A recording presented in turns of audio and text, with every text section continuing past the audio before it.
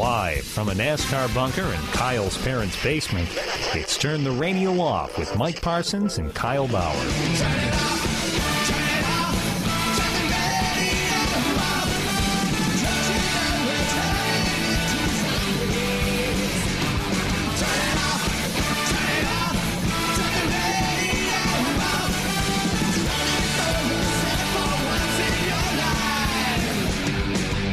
Become a fan at Facebook.com/TTRO Show. Follow along on Twitter.com/TTRO Show. Or just listen right now. It's Turn the Radio Off. Well, Kyle, I think it's in the books. A game changer that happened this week in politics. Chachi, Charles in Charge, one Scott Baio endorsed Donald Trump for president. And you and I kind of had the impression this thing was over already, barring a brokered convention. But I think we can call it a day with this powerhouse endorsement by Charles in Charge, by that one guy who once had a reality show on VH1 one time. I think that's going to put him over the top. What I find weird is that he was also Bob Loblaw. I forgot about on Bob Arrested Loblaw. Development. Now, the major plot point in Arrested Development Season 4, which I am, for the record, the only person who liked Arrested Development Season 4, was the Blues' effort to broker a deal on building a wall across the border of Mexico. Really? Yes. Wait, now, was this the season 4 on Netflix that Yes. nobody watched because they put it out years and years after anyone still gave a crap about Arrested Development? I cared about it. I watched and I liked it, but I swear I was the only one, even though it definitely had its weak spots. Well, you know what? They were kind of stretching there at the end of the original run, too. Yeah. So now, obviously, Arrested Development had somewhat of a liberal agenda, a progressive agenda, and they were satirizing the right. The Blues were seen, especially during the Bush-Cheney years, as a kind of marker of, white privilege and old money and all that. See, I did not shady know that. Corporate corruption. Nor did I read. Well, except for Ellen's wife, Portia de Rossi. I thought she really encapsulated that sort of. I think you've said like the art school princess who's rich, but she feels kind of guilty about it, so she's always fighting for these frivolous causes. At times, and then she just break down and fall into her materialistic, vain, vapid ways. But, obviously there was an agenda on that show, and I find it so ironic that Bob Loblaw ends up being on Trump's side, who actually wants to build a wall. They were making fun of people like Trump, and what I wonder is while Scott Baio was desperately chasing that paycheck floating in the breeze down a Hollywood studio lot, did he stop and think, hey, these people are making fun of me? Was he in on the joke? Well, maybe it just goes to show one of my many Trump conspiracy theories that this Donald Trump campaign is one of the greatest pieces of method performance art we have ever seen.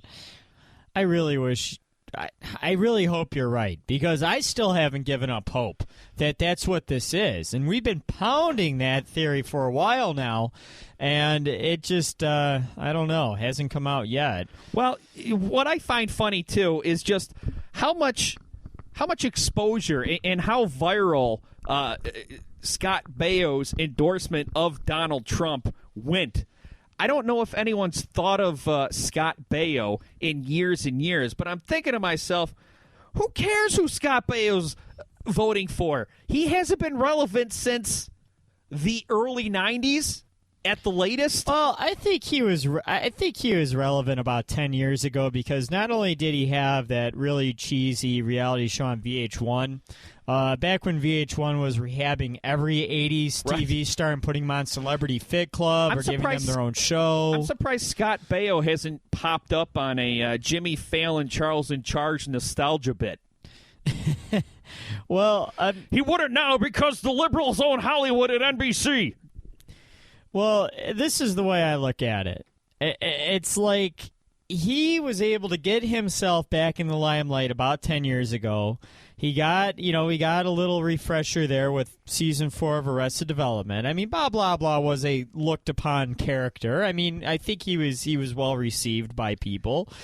But you never know. You want that last little hankering. I mean, look at Aaron Carter or Nick Carter. Which Carter is it? Is it Aaron Carter? Wait, did they endorse Trump? Aaron Carter did. Yes, you didn't hear about that? No. Did you see his neck tattoo? No. It's really cool. Do you still think Wicked. Do you still think Aaron Carter could beat Shaq one-on-one? Well, he did once. Yeah. It's up for Shaq to redeem himself. And he wrote a song about it. But yeah, Aaron Carter. It was Aaron Carter. And Carter recently backed off of his endorsement of Trump. That's Aaron Carter, not Jimmy Carter. Yeah. Backed off his endorsement of Trump because he felt he was being bullied and claimed he was receiving death threats. But there is something to that where you got C-list to D-list celebrity kind of maybe clinging on to the last bit of relevance. They're trying to ride that wave. Like Flavor Flav. Yeah. Flavor Flav. Yeah.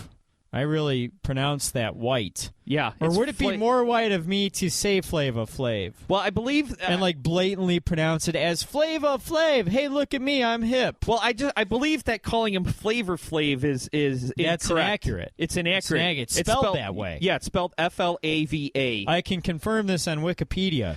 Do you think that Obama's economy bankrupted Flava Flav's chicken and waffle franchise? I think Flava Flav bankrupted Flava Flav's chicken and waffles. You know, perhaps Flava Flav had to shut down his chicken and waffle franchises because he knew the Obamacare fees were coming. And under Donald Trump, I would imagine it'd be a very pro-business, anti-worker environment in this country. And Flava Flav's chicken and waffles could probably expand across the country using child labor. Well, Papa John said that as well, and I think he's been doing fine since Obamacare took place. Yeah, you know what?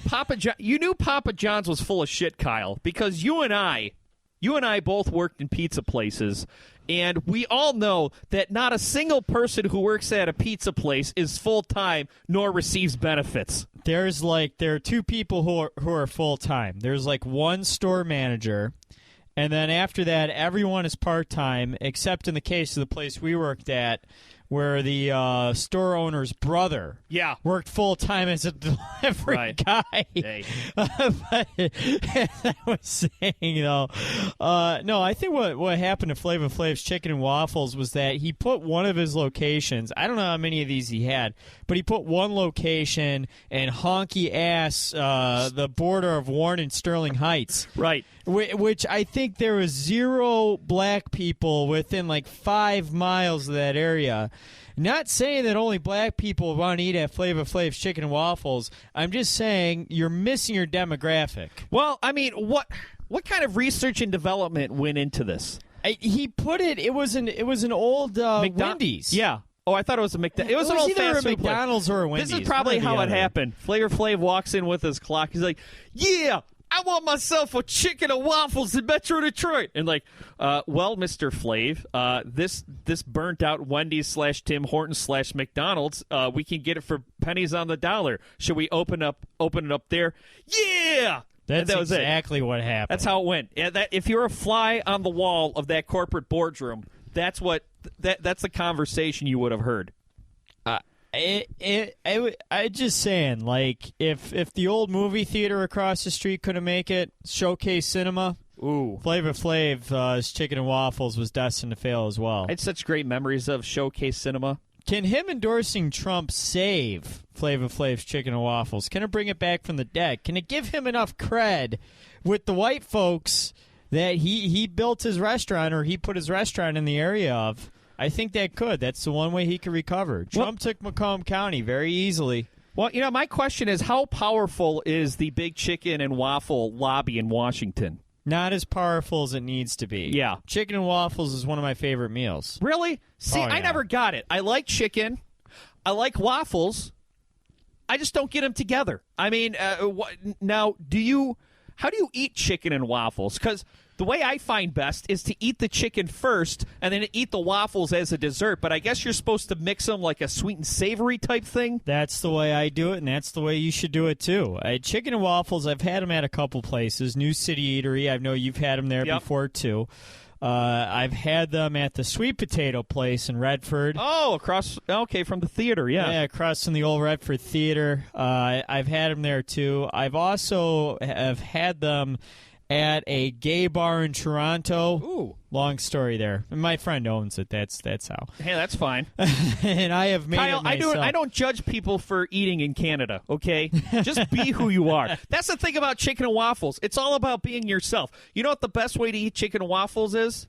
As yourself. Any damn way you want to. Any damn way you want to. But yes, you do. You mix the sweet and the savory. Maybe you take a bite. Well, this is what I do. You put syrup on the chicken. Okay. Hot sauce on the waffle. Ooh. That's the first thing you do. You switch it around. I think you and I need to go out for chicken and waffles. Okay, and then you take one bite of the waffle with the hot sauce, one bite of the chicken with the syrup. Okay, and then you mix it up a little bit. You put a little hot sauce on the chicken, put a little syrup on the waffle, then you take a bite with the syrup on the waffle, hot sauce on the chicken, and then you take a bite with all of it combined, and then you just kind of freestyle after that. How long would it take us to commute to your friend's gay bar in Canada? About 4.5 hours. Okay, so counting tolls and pee-pee breaks. We take a day off work. I think I need to eat chicken and waffles with a seasoned chicken and waffle veteran, because I tried chicken and waffles back in 2007, and back then chicken and waffles was a pretty new phenomenon amongst my mostly Caucasian circle. Yes. So I remember going around and asking everybody, how do you eat chicken and waffles? And nobody could give me an answer. Well, I mean, I didn't go to a seasoned chicken and waffle veteran and ask them how they ate it. Right. I kind of came up with this on my own, and then the more I talked to people who are seasoned chicken and waffle veterans, you learn that I, in fact, was eating it the right way. I had a natural sense about it. You had good chicken and waffle instincts. I had good instincts. I did. And because, again, it's all about mixing it up and then getting all the flavors together. There's a few places I could take you. Baker's Keyboard Lounge. Yeah. You could catch a little jazz show to go with it. Yeah, one day let's type in chicken and waffles on Groupon and make a day of it. Oh, that reminds me. I have also had very white chicken and waffles at Dirty Dog Jazz Cafe in Grosse Pointe. Yeah. Now, this was a part of like a $250 3-course meal I ate. It was fine dining. What are white chicken waffles, Kyle? Because when I think food, I don't see race. Oh, it was like, well, good for you, Mike. I shouldn't necessarily see race either. I'm just saying. Also, I can't tell if guys are attractive. I'm straight. It was a very sterile environment. Yeah. But it's... I would imagine that in Grosse Pointe, there's a lot of trophy wives listening to Flowrider, thinking that their musical tastes are eclectic. Let's hope not.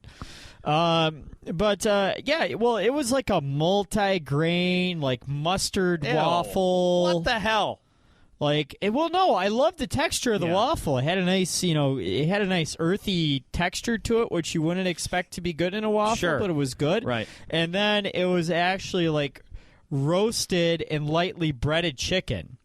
And it had greens on top of it with mustard and maple and and then a drizzle of hot sauce. So it was like a very fancy, decadent, gourmet chicken and waffle, and it was delicious. Now, Kyle, if I wanted to prepare for our chicken and waffle day, could I maybe start with some Eggos and some chicken nuggets in the shape of dinosaurs and work my way up? I think you could, just as long as you get the sauce combinations right. Yeah, I think that maybe that's where I went wrong. Yeah, I mean that's my opinion. Like you said, Mike, how do you eat chicken and waffles? However you damn well please. Let's turn the radio off on the internet. Less rock, more talk. Turn the radio off. Become a fan at peoplehatemypodcast.com. So, let me repeat your order here. That'll be 1 double cheeseburger, ching. Large fries and a large soda, ching. 2 kids' meals and 2 medium sodas, ching. 1 chicken sandwich, large fries, and a vanilla milkshake. Bada bing. That'll be $62.75. We're a little shy. Remember when you could feed your whole family fast food for less than $10? Well, at Rally's, you still can. Rally's has it right. Check it out, it's the Terminator. Hey, when'd you get back, huh? Did you have to shoot anyone?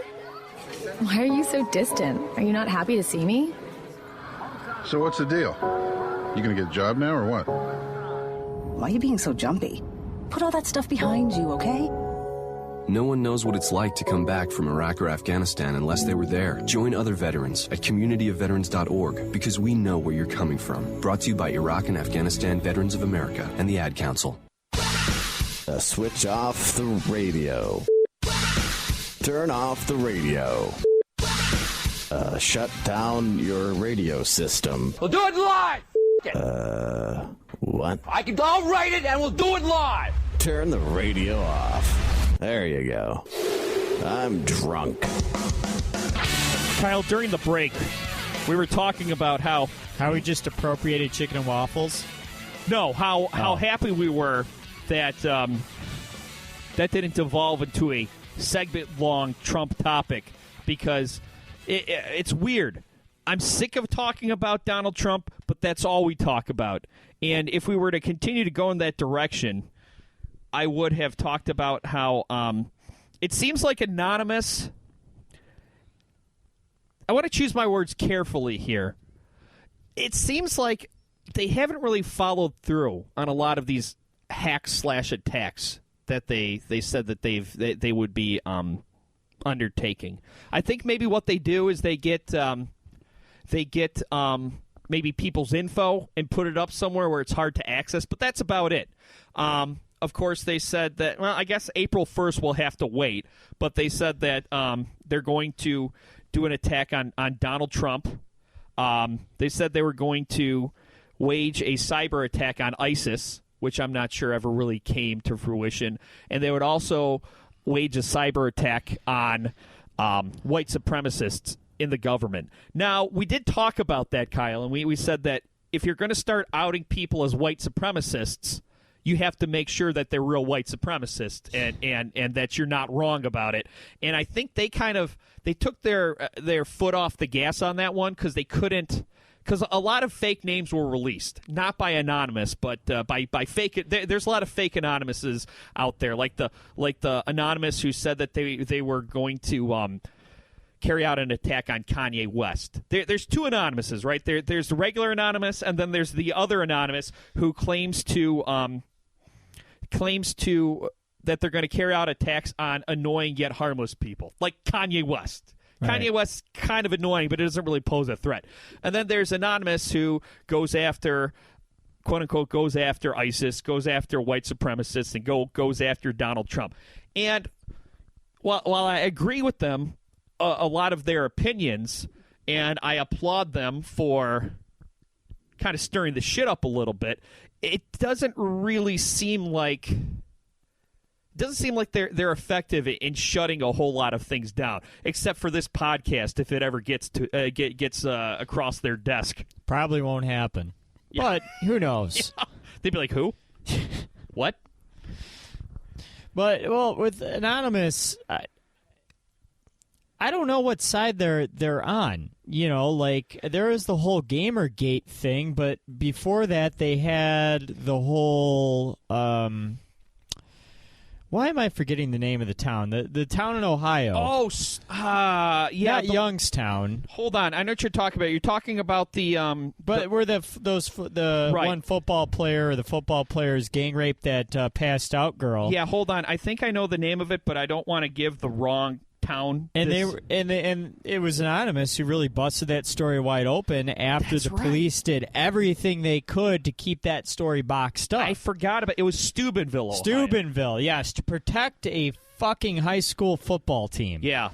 They were going to let a girl just be basically mauled and then have to go through everything that, most rape victims unfortunately have to go through. Well, boys will be boys. Go Chiefs. Yeah, I mean, so Anonymous goes ahead and does that. So Anonymous kind of has a mixed history. And now they're talking about fighting all these grandiose fights that the government has even tiptoed around or has not shown a real direct interest in. Of course, I mean that with ISIS. The government has no interest in taking down Donald Trump yet. Yeah.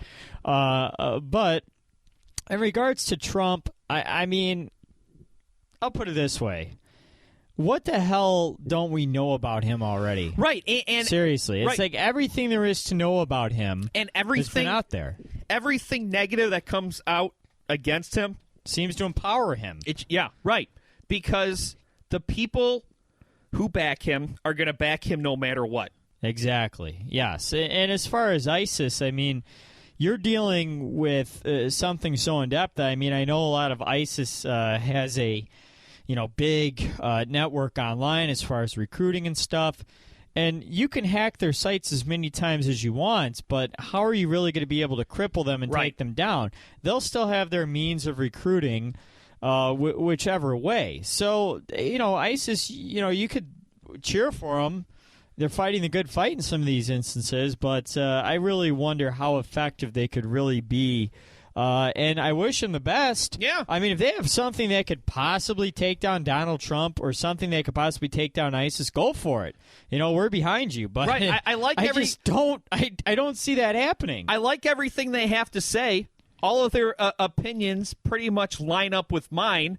But it's just like, okay, you hear about them saying, okay, we're gonna go after this group. We're gonna put this guy in his place, and other than the Steubenville case, I can't recall them really effectively doing that. And that's interesting because not to minimize the Steubenville case because that was big. Well, no. But you know what? We talked about this extensively when it happened, and that's interesting. You bring that up because I guess when you're thinking, like you just said, when you're thinking about ISIS, when you're thinking about Donald Trump or whoever else. What really can you do other than put some info out there, which, they probably have the resources to safeguard that info or, change a bunch of security numbers right away.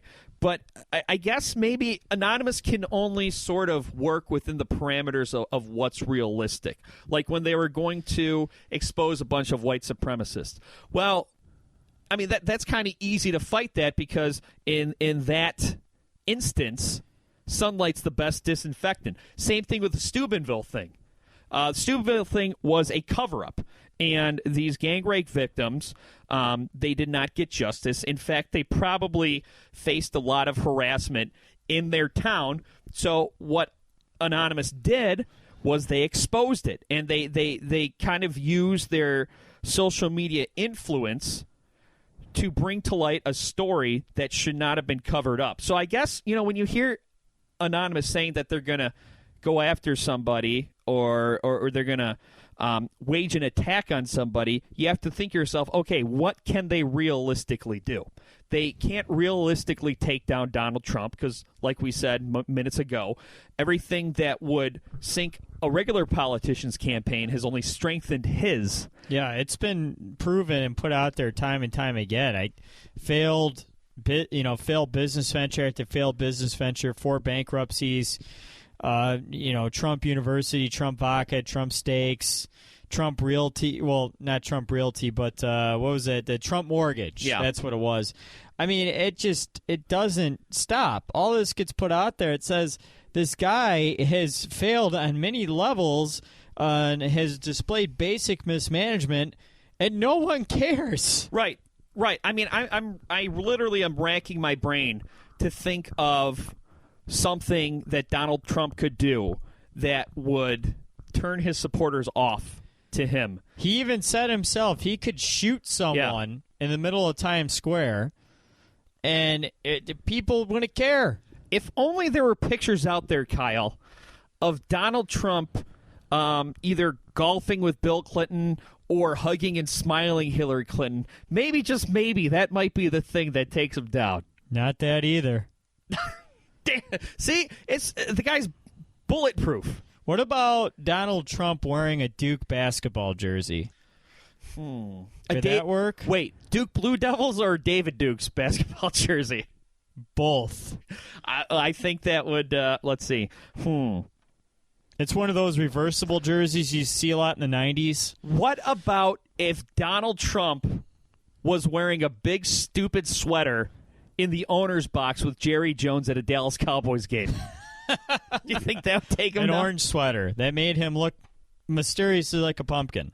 Yeah, there's nothing. There's nothing. All you can do is hope that the silent majority, they stop the insanity at some point. And I don't know if that's going to happen. And we talked about it last week. Another name now being thrown about as someone who the GOP could tap as a potential opponent on the Republican side for Donald Trump at a brokered convention is Paul Ryan. Yeah, and Paul Ryan, he didn't even want to be Speaker of the House. I think he did. I think he was doing that thing like, oh, guys, no, not me. Which, what I think they should have done, hey, Paul Ryan, you should be Speaker of the House. No, guys, I won't do it. Only if I can spend time with my kids. They're like, okay, fine, Gingrich, you're back in. Get old Hickory back in here. Yeah, he's as much of a snake, but he has that haircut, and I think that haircut can win him a lot of votes. You know what pisses me off? You know what pisses me off, Kyle? All these Republican dudes, your Marco Rubios, your Ted Cruz, your Paul Ryan, depending on how long it's been since my last haircut, I have the exact same hair as all these people. And it not really Paul Ryan. See, Paul Ryan has more of a widow's peak like I do. I got a widow's peak, though. When this gets... You do a little bit, yeah. But not. His has more depth to it. And he wears his hair, he wears like that old Greek haircut that everyone had in high school. Oh, the George Clooney. Yeah, yeah, it's just like it's like gelled down to like a thick shell, and then it's pulled up in the front. Like, it's just... You know what I want? I want to see a Republican who parts his hair down the middle and fluffs his bangs up like everyone's cooler older brother did in the 90s. That's coming. Zachary Ty Bryant. Yeah, I call it Disney kid hair. Actually, I recently saw Bieber has a haircut like that. Good. Now. Bring it back. There's nothing cooler than what you thought was cool when you were 12. You will always think that's cool. Well, obviously, that's the way the trends have gone, too. When are they going to reboot Wishbone, the dog that reads stories? That's a good question. I was really into that at 12. I thought Sam was so hot. Oh, I remember Sam, too. Yeah, because we've seen a lot of really stupid 90s nostalgia rebooted. And I have to say... Bring it back on Netflix. Wishbone is on that list. Yes, Netflix. They can use the same dog, right? Well. Wait. Mike, what are you saying? Have you watched the Fuller House reboot? They don't have Comet. They've got Comet Jr., Jr. So it's like his What's happened to Wishbone? Wishbone. You know, I did a book report on Wishbone in 4th grade. Wishbone went to a farm, and is he okay? He's great. Does he have a lot of fields that he can play in? Yeah, but the thing is, before we shipped Wishbone off to the farm, he said he never wants to hear from you again and to not ask about him. But he's okay. He's doing great. He just never wants to talk to you again, so don't ever ask about Wishbone. Wishbone could talk. That's what made him special. Right, and he told me. That's what he told me. He said, Mike, I'm fine. Tell Kyle not to worry about... Why wouldn't he want to talk to me? He's in witness protection. He was so smart that that he was solving crimes for the police, and he's pissed off some very dangerous people. No one would hurt Wishbone. But he's doing great. He's doing great, Kyle. So just and he's on a farm, right? And he will live forever. And he's happy? Yes. He's there with the original Comet. Yeah. Yeah, he's doing great.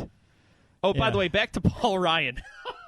I think it'd be a bit... Wishbone's okay. Yeah, no, he's great. And Sam, last time I Googled her, she was smoking hot, but, you know, she's in her 30s now, so we all know that's when women start...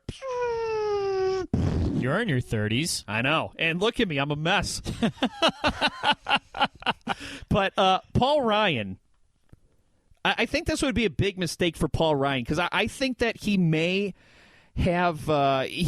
actually be a viable Republican presidential candidate eventually one day, and whoever the GOP trots out there right now, It's suicide. It's a sacrificial. You might as well just trot out Mitt Romney. That's why, again, I think they were going to try to throw Romney out there just to see what would happen, split the vote, right? And then let Hillary take it, and then away we go. Let's gear up for 2020, right? Which I've said before, and I said this last week, and I suppose I'll reiterate it one more time. That's not a bad strategy by the GOP. I know it sounds nuts sacrificing an election, but something that you got to understand, it's like you're not going to get that Supreme Court justice vote anyway. No. You're not. You're not going to get that nomination anyway. It's going to happen that they're going to select old boy. Why can't I remember Merrick, his name? Merrick, I don't... Hold on. Merrick, honestly, I got to tell you, one of the more bizarre names that I've heard. Merrick Garland. That's it. Yes, Merrick Garland. Yeah. Who's 63, so he's not going to be there for a very long time. Anyway. For a Supreme Court justice, you might as well be 23. Yeah, there you go. It's prime territory for a Supreme Court justice. He's entering his prime.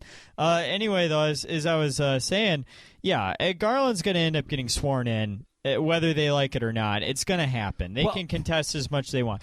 They might as well just say, well, what the hell can we do? Let's try to win the Congress and Senate, which somehow is still within reach for them. And if they do, they can boss Hillary around and kick her around all they want, make her look terrible. Hillary's never been very trustworthy or favorable among the people anyway. They could easily turn her into a one-term president. And if I were them, or let's say long shot Miracle Sanders gets in, what, a 74-year-old socialist? Right. He get a second term? Like I said. I mean, they should gear up for 2020. They really, really should. And saving Paul Ryan for that, because, again, starring Tom Hanks, the GOP is so, obviously they couldn't get a good presidential candidate forward this year, or at least one that they felt like actually getting behind and pushing up against Trump. So you might as well split the election. What do you think? Go for it. What do you think if Paul Ryan was a candidate from the beginning? I think he would have done well. I think he would have done really well. And you know what the sad thing is, too? Much like Marco Rubio, the former Tea Party darling, looked like the moderate alternative next to Ted Cruz and Donald Trump, I think that I might have been beaten into submission to being okay with the thought of maybe voting for Paul Ryan. Well, Ryan, which is weird, because instead Wisconsin gave us Scott Walker, who in preliminary polls did really well. And I so wish I would have bet you money on him being the next president. I would have. Seriously, that would have been. And you would have paid me double if he didn't even make it through primaries. The first guy out. Yeah. Seriously, I still can't believe that, because the preliminary polls said Walker had a chance. He was a Reagan stan. But the thing, seriously, preliminary polls have said everyone's had a chance. That's true, but he looked to me like he could be a right-wing darling, because he was such a ghoul. And he really showed those unions who their daddy was. Well, Paul Ryan's in on that, too. Yeah. Who passed that legislation to Scott Walker? Paul Ryan. So that's something to remember. Well, not recently, but early on in Walker's term. But that's something to remember, that Paul Ryan kind of falls from the same crest as Scott Walker, but Ryan... Obviously, there's something about him that I think was more favorable than Scott Walker, more electable than Scott Walker. So, yeah, sure. Why not? Toss him in there. Give him a shot. It's weird. At this point, I'm actually rooting for the establishment. Only because it'll split the party. Right. That, for me. Yeah. Only because it'll split the party and keep Trump from going in and letting whatever Democrat walk into the White House. Whoever that may be, most likely Hillary. It's going to be Hillary. It's turn the radio off on the internet. Turn the radio off with Machine Gun Mike Parsons. And guess what? Life isn't fair. You don't always get what you want. and Kyle Avocado Bauer. Oh, zombie preparedness kit. I'm a zombie. Lols, lols, lols. We'll be back in seconds. Turn the radio off. With more Turn the Radio Off. Got mail. On the internet.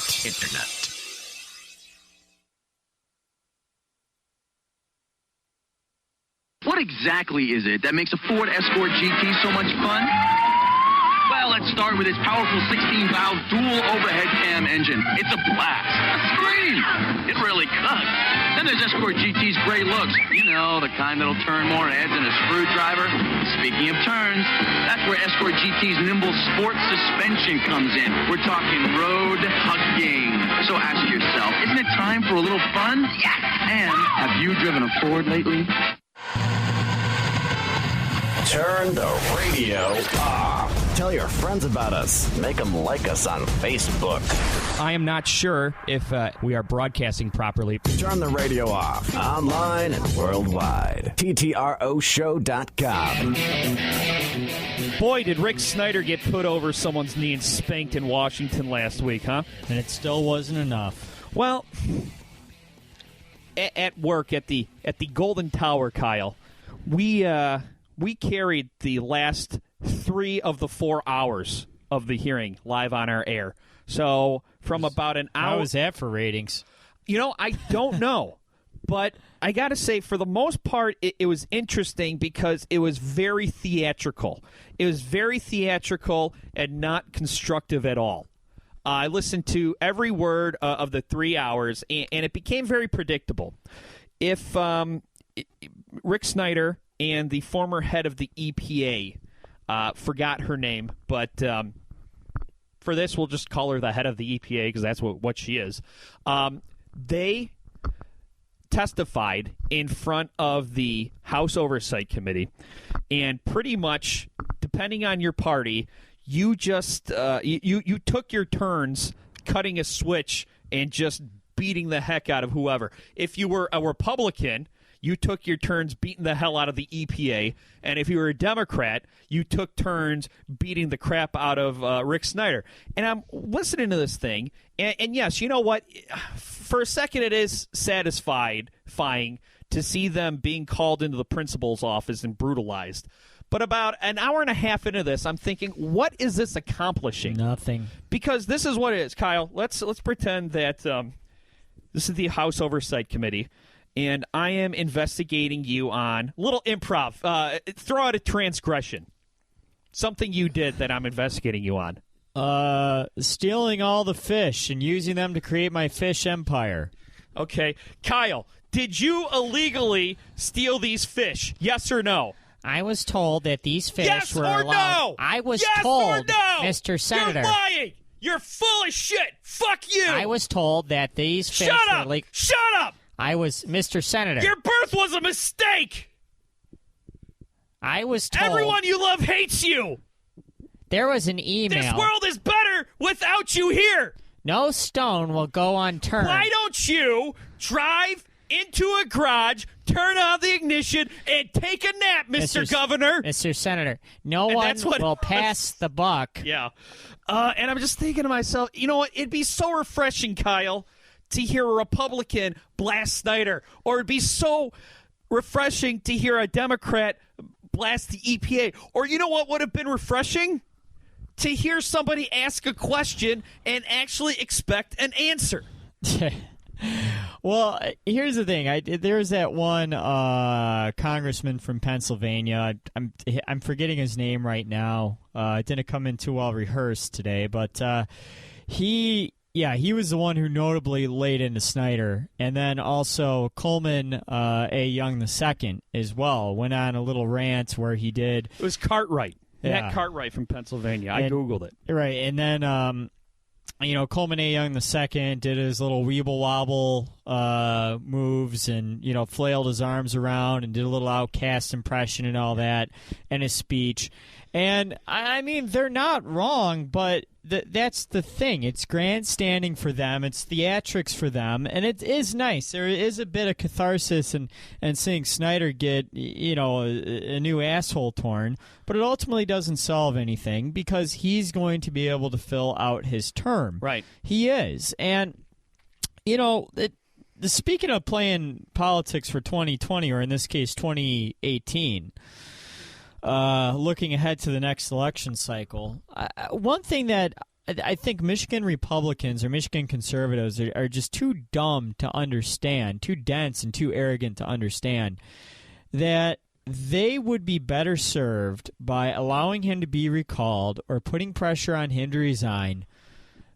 You know how when any of these stooges in the Republican candidacy, they get that tap on the shoulder from the Grim Reaper and say, it's time for you to lead by clearing the field. Yeah. Somebody needs to do that to Snyder and say, listen, buddy, it's time for you to get out of the way, put on a tie, speak in front of your state, speak in front of your country, face the music, and then go get a cushy private sector job that some other rich asshole is going to give to you. As a senior fellow at whatever think tank. Exactly. And because here's the thing, especially if Snyder gets recalled, there's going to be another Republican in line to take his place. He's completely, the party has completely permeated and insulated penetrated and insulated, or permeated, either works. I'm getting my adjectives mixed up That's today. okay, I'm following you. No, I got to get all this right. But yeah, the point is that the Michigan is insulated by conservatives right now, and if you push Snyder off to the side and say, get the hell out of the way, let someone else run this state so we can rebuild our reputation and credibility for the 2018 election. Well, and that's exactly why Bill Schuette is doing this quote-unquote investigation. He's trying, but everybody else is covering for Snyder's ass. Well, it's a plausible theory that Bill Schuette's a Republican. A lot of people think Bill Schuette has gubernatorial aspirations. So if you're he'd be worse than Snyder, in my opinion. If you're a Republican, and if this is true, you got to give Schuette at least some credit for being one of the only people smart enough to see this. If you're a Republican right now and you want to run for higher office, you have to distance yourself. Rick Snyder is Ebola right now, and that's why they need to. Remember Indiana Jones and Temple of Doom? Yes. Awful movie. Anyway, there was one scene in there, kind of racist, where all those voodoo guys take one voodoo guy and they decide to sacrifice him by ripping his heart out and then throwing him into a pit of lava. Oh, yeah. Yeah, that's what they should do to Snyder, the Republicans. Yeah. Okay, and they should just dump this guy, force him to either resign or allow the recall process, which has been approved. Yeah. It just needs to go forward, but there could still be some defense played by the Republicans. Just let him go. Burn this motherfucker. Let him suffer for his sins instead of trying to put it on the EPA, and then get him out of the way and prep up for the 2018 election. I don't see why that's such a hard strategy. I think these idiots are so dense and so power drunk that they don't understand. They're shooting themselves in the foot. And I guess good. Yeah. It's like I want to see Snyder go, but the longer that this lingers around, as long as it stays in the media cycle and the news cycle, which hopefully it will, he could run out his term, but it may end up hurting the party more long term if he sticks around. Well, and finally, through all the yelling of this House Oversight Committee hearing, what I got was that both the state of Michigan, represented by Governor Snyder, and the EPA were both guilty of the same thing. They were both guilty of being aware of a problem and not acting on it. Now, we don't really know what the motives are yet with the state. I had my theory the other week that Snyder was trying to privatize a public entity. Which I think was a great theory, by the way. And once he realized it was screwed up, he was trying to cover it up until the KWA came online, and it blew up in his face. Now, there were emails released from the EPA where a very high-level official said that they're not sure if Flint is the city they want to go out on a limb for. Which was an awful, awful, terrible statement. So honestly, I mean, even though nothing got answered, I think it served its purpose because both sides deserved a good ass-kicking. Yeah, and they got it verbally again, but what are the real repercussions going to be? The head of the EPA resigned already. She did what she needed and should do, and now it's Snyder's turn. And, and that's where, again, the conflict comes, is that, yes, I want Snyder to resign. I want Snyder to face retribution. I want him to face the music for really, poisoning people. What he did was incredibly negligent, and as governor, he failed. Not only did he fail to protect his citizens, he hurt them. Yeah. He poisoned them, killed them, the ones who died of Legionnaire's disease. But then there's a more cynical part of me that says, let him burn for the next 3 years, 2-3 years. Let him continue to make an ass out of himself because another Republican will replace him anyway. And just let the party crash and burn trying to defend their buddy. Let me ask you something, Kyle, because this story totally missed me. And I'm surprised that it missed me because we've been following this story at work since about November. And I watch the news every day. Do you remember hearing that City Hall was broken into, Flint City Hall, Monday, December 28th? And the room where they keep Flint water records was ransacked. You're kidding me. No. And there was no, I didn't hear about this either. A whole lot of documents regarding Flint water were strewn about the room. And, of course, nobody can be sure if anything was taken. But I guess Flint has a new police chief by the name of Tim Johnson. And he says that he claims it was definitely an inside job.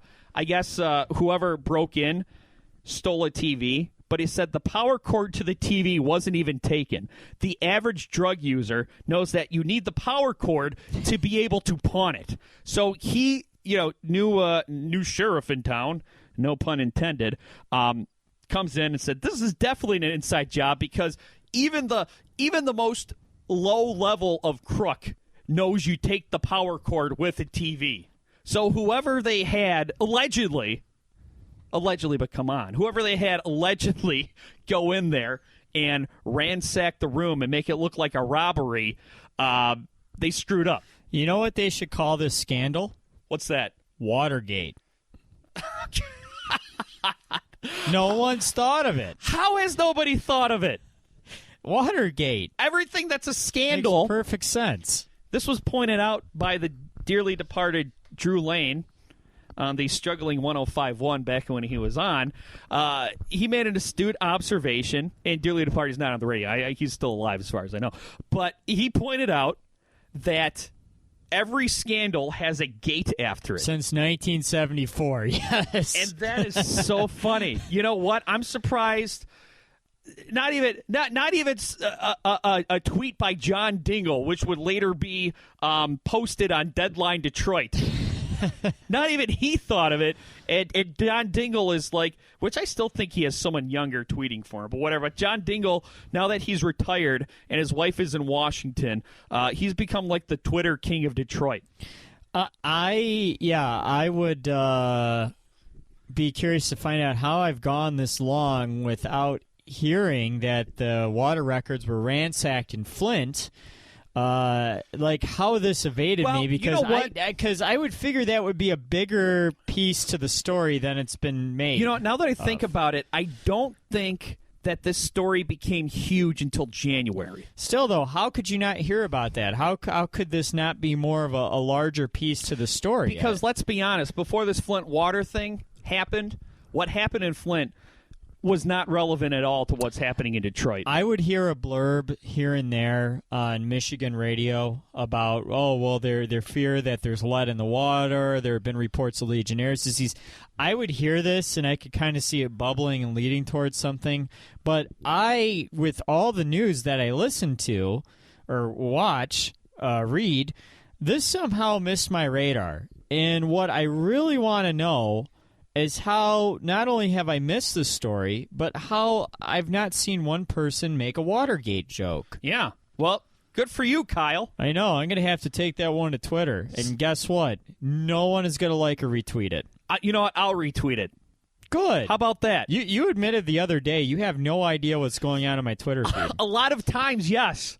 my guess. I forgot to respond to that, Mike. Sorry, I'm not good at Twitter. That's why you don't know what's going on in my Twitter feed half the time. Let's be honest. Unless you're in front of me, you're a hard guy to. I'll text you, and I'll be lucky if 4 days later you get around to texting me back. I didn't used to be bad with responding to no, texts, you know what? but I am now. Because you're not trying to bang me. That's why. If you're not trying to bang me, not anymore. Yeah, if you're not trying, and really that was more of a power thing than anything since you've been else. Married, yeah, since you've been married, I've had to back off on that. And it's not like you're homosexually attracted to me. You just wanted to do it as like a show of power. True. Yeah. It's often how they have consolidated power in the Republican Party throughout history. And prison. But please don't misconstrue those for rape jokes. But as I was saying, Mike, my Twitter feed is largely me, just a kind of a stream of conscious into the void. When I read Twitter, you know what I see? I see a man in front of his TV watching sports slowly descending into madness. Not even slowly. It's funny you say slowly because I'm a lot better now than I used to be. Yeah.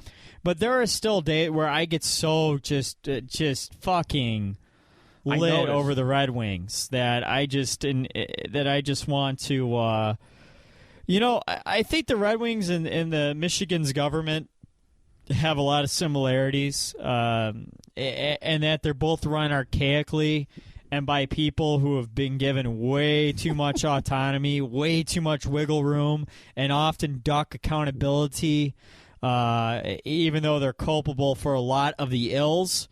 I was comparing Ken Holland and Rick Snyder. Yeah, I think they're both awful. Anyways, who cares about that? Nobody cares about that. Why am I talking about this? You three people out there. Or excuse me, you one person out there. See, and I feel like I'm reading your Twitter feed because I have no idea what you're talking about. No, I just kind of veered off in a weird direction there. That's your fault, Mike. It's all on you. Well, here's the thing. There's something I want to bring up, but I want to be careful about it because Kyle, if there's one thing that if you spend any time in radio, it's that everyone who works in radio thinks they're an expert on the medium. Sorry about that. Well, I'm no expert, but one thing you probably shouldn't do is jostle your mic around when you're not Sorry, talking. my hands, I get antsy. But everyone from the highest powered CEO to the lowliest of us board ops think that we understand radio, and if we were running a station, we would be very successful.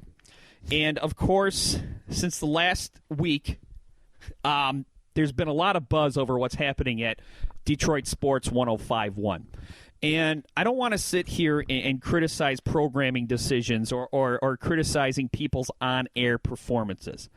But it has been pretty funny that, Jeff Moss, who writes Detroit Sports Rag, and I would love for him to blast us on that site because I think it'd be great publicity for us. Yeah, well, you give him a lot of material. But Jeff Moss, Detroit Sports Rag, a lot of people read it, and a lot of people have conflicting feelings on it, right? He's very smart and astute, and a lot of his analysis is dead on, but he also does a lot of personal attacks, which a lot of people have trouble with. But let's face it, to make noise in that medium, you've got to be Perez Hilton back when Perez Hilton was drawing dicks on people. And he put out a 10-point plan, what he would do if he was given the reins, a magic wand, and unlimited money to save Detroit Sports 105.1. And, a lot of it I agreed with, but there was one thing he said, which I think was dead on, and I think that the great broadcasters do this.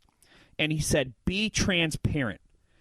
If your ratings stink, talk about it. If somebody on the station gets in trouble for something, talk about it. The Drew Sharp thing, they seem like they really tried to kick that under the rug. And,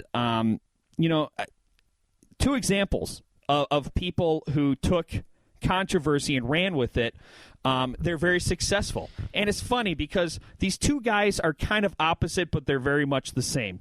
One is Mike Valenti, which, when my workplace got the Lions contract, CBS radio put out a story about how the Lions didn't want to renew with them because they didn't like Mike Valenti. Mm-hmm. So when Mike Valenti went on air that day, he spent an hour talking about it. And do you know why? Because people were wondering what Mike Valenti was going to say about it. Is it true? If it is true, what's he going to say now that the leash is off? The other example is a guy I work very close with, one Frank Beckman, who I can see Valenti being a lot like him as he gets older, even though Beckman's a Michigan guy, Valenti's a Michigan State guy. I haven't talked about these yet because it hasn't happened, but Frank and I are getting called into court with this Detroit teachers dispute and this blackboard flu. Pretty much, long story short, Steve Kahn, the ousted president of the teachers union, said that the teachers were going to strike if they had to be. Well, I don't like this law, but it's a law that teachers cannot strike in the state of Michigan. So now there's lawsuits, and Frank and I are being called in because he said it on our airwaves. The day after the news broke, Frank spent the first segment talking about it. Then we replayed the interview. Do you know why? Because people were wondering, what's Frank going to say about being called into court? And those were two guys who took controversy surrounding them and met it head on. When someone gets fired or when somebody gets in trouble, you want to hear it from the horse's mouth. On top of that, you need to get out in front of the story, or else you're going to get these guys like Jeff Moss, who you have an adversarial. We'll eat you for lunch. They're going to get out in front of the story. Yeah. So who do you want to control the narrative? Do you want yourself to control the narrative, or do you want these bloggers who you try to delegitimize getting out in front of it? Because someone's going to get out in front of it, and it might as well be you.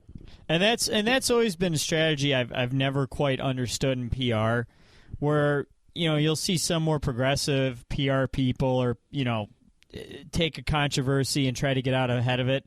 But 105.1 has been one where they've tried to spin every negative about their station into a positive. Or they just ignore it. Or they just completely ignore it. And that's the thing. They got to become more personable with their fans. And it's like, yeah, there's a lot I don't know about broadcasting, but I have been listening to sports radio since WDFN in 1994 when I was 7 years old. And, I've taken broadcasting classes. I've studied broadcasting. Yeah, do I probably know as much as the PD there? Not necessarily textbook, but I do know the market. Okay, and right now it's just a case of a radio station not serving their market. Mike, we talked about it too. This is another thing that Valenti hit on, and Valenti gets way too much shit for how perceptive he is and how astute he is as a talent and as a broadcasting mind. Don't break down X's and O's. Save that for a podcast. Maybe save it for an online exclusive. Maybe save it for a weekend specialty show. Don't do it on drive time. Yeah. Don't do it at the height of your popularity. Also, know your market. Basketball is not big here. Well, even during the NCAA tournament, basketball is not big here. Well, and like I said, I didn't want to get into criticizing show content or programming that's not decisions. You talking. But, that's me talking. But like I said, there's a big difference between me and you. Right. Exactly. Yeah. Exactly. But you know what? If there's controversy, that's a gift to you. And I really want to see the 105.1 thing work because I do too. Because I know a lot of good people who work there. I know a few good people who've been let go from there, but I know I still have some friends there, and you want to see your friends do well. Yeah, and some friends who work at Greater Media, right? So look, like I said, I think their biggest mistake is not getting out in front of it, because then guys like Jeff Moss, who you try to delegitimize, will get out in front of it. We got to go, Kyle. This is the new Meghan Trainor joint, and just like Tori Kelly, I'm trying to figure out if I dig her or not. I don't. Every 6 months, I said this on Facebook, every 6 months, a straight guy hits on Meghan Trainor, and then she writes a stupid song about it. Yeah, Meghan Trainor is very regressive. I'm not a fan of her. Yeah. Not a fan of her at all. What if this guy was even hitting on her? She's incredibly boring, too. What if she was just standing by the bar and he said, "Excuse me," because he wanted another drink, and she's like, "Don't you run your game on me." I can't hear the song right now because I'm still without headphones. Yeah. Which is all me, by the way. Oh, absolutely. Yeah. And I'm glad that I can't hear the song right now. Yeah. But I hear enough adult contemporary at work, I'll probably run into it soon. Right. We got to go. Thanks for listening, Paul. Bye.